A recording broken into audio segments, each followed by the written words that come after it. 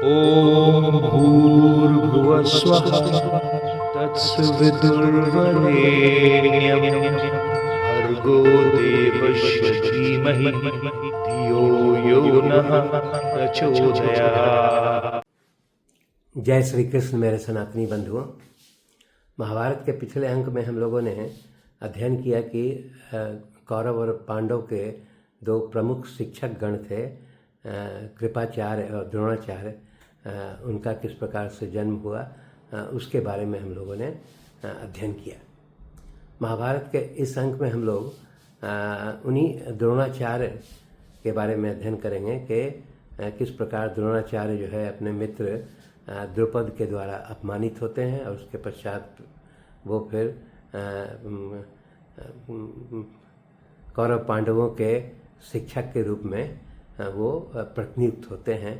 इसके बारे में इस अंक में हम लोग अध्ययन करेंगे। हम लोगों ने पूर्व में अध्ययन किया कि भारद्वाज ऋषि के पुत्र के रूप में द्रोण जो है उनका लालन पालन शिक्षण उनके आश्रम में हो रहा था। उसी समय की बात है कि पांचाल देश के राजा का नाम था पृषत। वो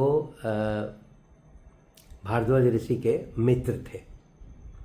तो राजा पृषत को एक पुत्र था जिसका नाम था द्रुपद। वो द्रोण के हम उम्र था, इसलिए वो द्रुपद जो है वो भारद्वाज ऋषि के आश्रम में आकर के वहाँ प्रशिक्षण प्राप्त करता था तथा वो खेल में विद्यार्थी के रूप में द्रोण के मित्र के रूप में वहाँ आता जाता रहता था और उनसे मित्रता हो गई थी। समय आने पर जो है वो भारद्वाज ऋषि की मृत्यु होती है और फिर वहीं द्रोण जो है उसी आश्रम में रह करके तपस्या करने लगते हैं। और उसके पश्चात जैसा कि पहले हम लोगों ने अध्ययन किया कि वो कृप की बहन कृपि से विवाह करते हैं और उससे फिर वो अश्वत्थामा नामक पुत्र उत्पन्न होता है। इधर जो है वो राजा पृषत की मृत्यु हो जाती है और उनका पुत्र द्रुपद जो है वो उस पांचाल देश का राजा बन जाता है। तो यहाँ पर पहले हम लोगों ने अध्ययन किया कि द्रोणाचार्य का विवाह कृपि से होने के पश्चात और अश्वत्थामा नामक पुत्र होने के पश्चात वे इतने दरिद्रता से पीड़ित थे कि वो अपने पुत्र अश्वत्थामा को दूध पिलाने के लिए उतना भी धन उसके पास नहीं था उनके पास। इसीलिए वो परशुराम के पास भी गए थे महेंद्र पर्वत पर, परंतु वहाँ उन्हें सिर्फ शस्त्रों का ज्ञान प्राप्त हुआ, धन प्राप्त नहीं हुआ। तो इसीलिए उन लोगों ने विचार किया पत्नी के साथ कि पांचाल नरेश का जो द्रुपद नाम का राजा है, चूँकि वो उनके बचपन का मित्र था, इसीलिए वो द्रोणाचार्य जो है वो पांचाल नरेश द्रुपद के पास जाते हैं और वहाँ जाकर के परिचय देते हैं राजमहल में कि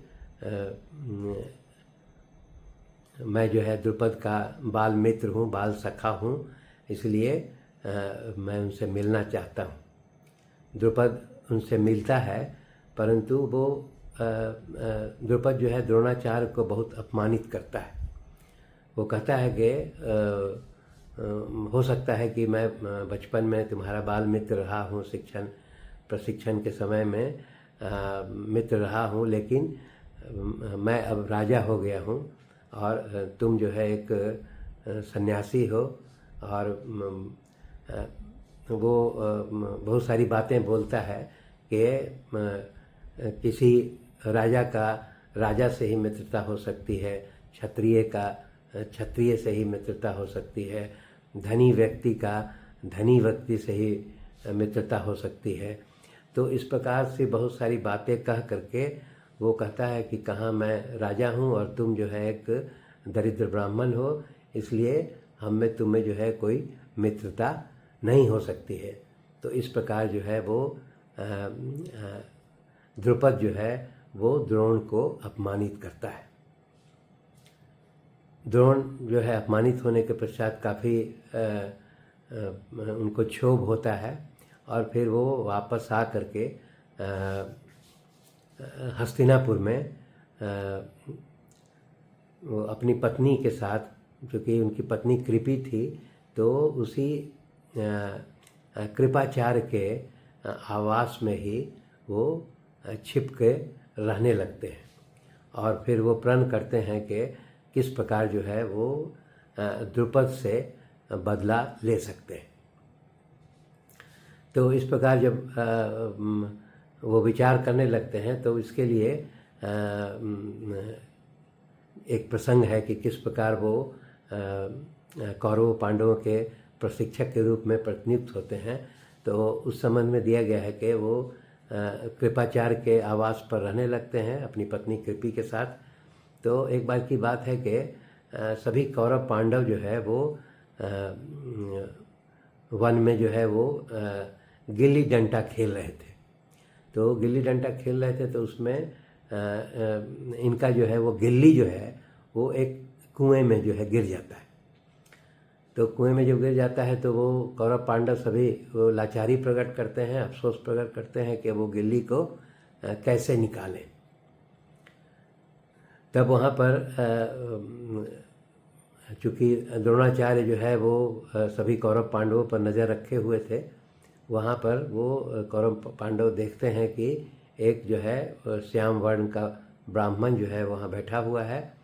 तो सभी कौरव पांडव जो है उनसे आकर के अपना जो ये बताते हैं कि हम लोग की गिल्ली जो है कुएं में गिर गई है और हम लोग उसको निकाल नहीं पा रहे हैं।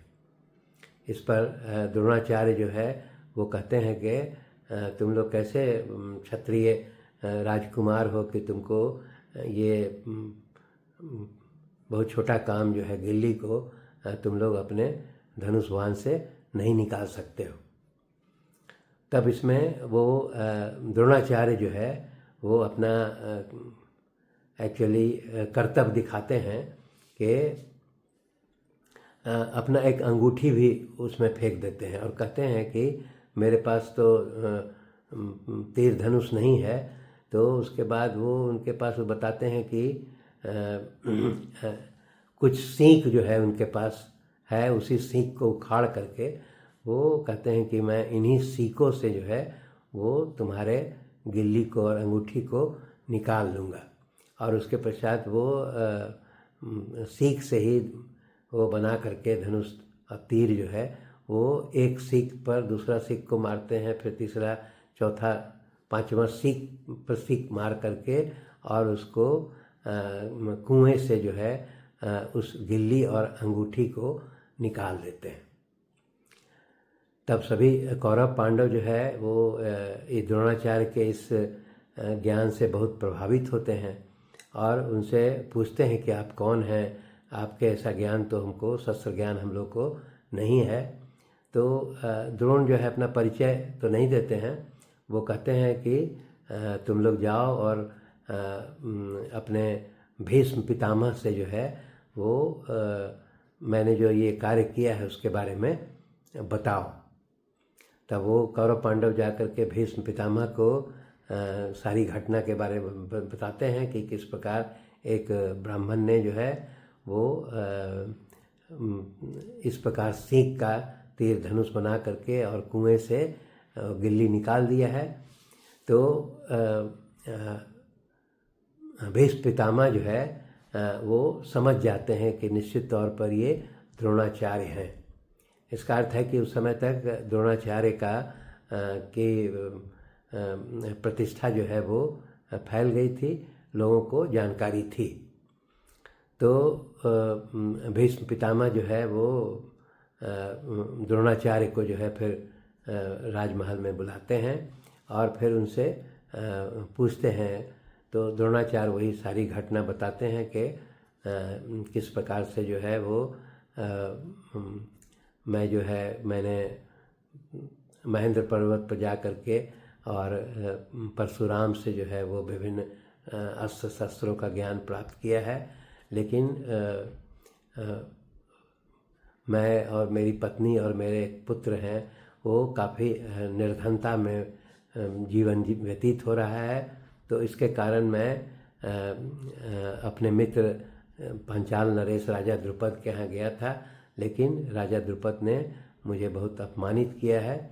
इसीलिए मैं जो है यहाँ निवास कर रहा हूँ। तो भीष्म पितामह कहते हैं कि आप निश्चित तौर पर जो है अपने इस अपमान का बदला ले सकते हैं। और उसके बाद वो भीष्म पितामह ही जो है वो द्रोणाचार्य को यह निर्देश देते हैं कि आप जो है सभी कौरव पांडवों को अपने विभिन्न शस्त्रों का ज्ञान जो है वो अपने सभी शिष्यों कौरव और पांडवों को प्रदान करें। इस प्रकार जो है वो द्रोणाचार्य जो है वो सभी कौरव पांडवों के प्रशिक्षक के रूप में प्रतिनियुक्त हो जाते हैं। शेष अगले अंक में। धन्यवाद।